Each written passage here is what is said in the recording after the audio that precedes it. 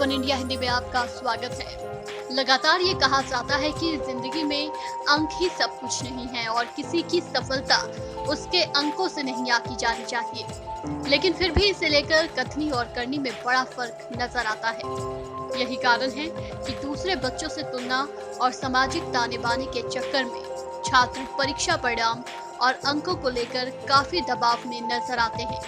इन सब के बीच एक आईएएस अधिकारी की पोस्ट अचानक से वायरल होने लगी है। दरअसल हरियाणा के रहने वाले आईएएस अधिकारी नितिन सागवान को 12वीं की परीक्षा में बहुत खराब मार्क्स मिले थे। उन्हें केमिस्ट्री में 24 तो फिजिक्स में 33 अंक मिले थे। केमिस्ट्री में उन्हें पास मार्क्स से सिर्फ 1 अंक ज्यादा मिले थे, लेकिन इससे वो निराश नहीं हुए। उन्होंने अंक की चिंता किए बिना तैयारी शुरू की। हरियाणा के राज्य स्तरीय इंजीनियरिंग प्रवेश परीक्षा में सफल हुए। आईआईटी मद्रास से बिजनेस एडमिनिस्ट्रेशन में विशेष पढ़ाई की, फिर आईएएस भी बने। उसी तरह बिहार के डीजीपी गुप्तेश्वर पांडे 11वीं की परीक्षा में फेल हो गए थे, लेकिन रिजल्ट का उनके इरादों पर असर नहीं पड़ा। सकारात्मक सोच और मेहनत के बल पर वो आईपीएस बने। नितिन ने राज्य स्तरीय इंजीनियरिंग प्रवेश परीक्षा की तैयारी की, परीक्षा में सफल भी हुए। मैकेनिकल इंजीनियरिंग से बीई की डिग्री ली, फिर आईआईटी मद्रास से बिजनेस एडमिनिस्ट्रेशन की पढ़ाई की। इन्फोसिस में नौकरी की। कुछ बेहतर करने की तमन्ना हुई तो सिविल सर्विसेज एग्जाम क्रैक करने की ठानी। नौकरी करते हुए 2014 में वो यूपीएससी की परीक्षा में बैठे, आईआरएस बने, लेकिन इससे संतोष नहीं हुआ। 2015 में फिर परीक्षा दी।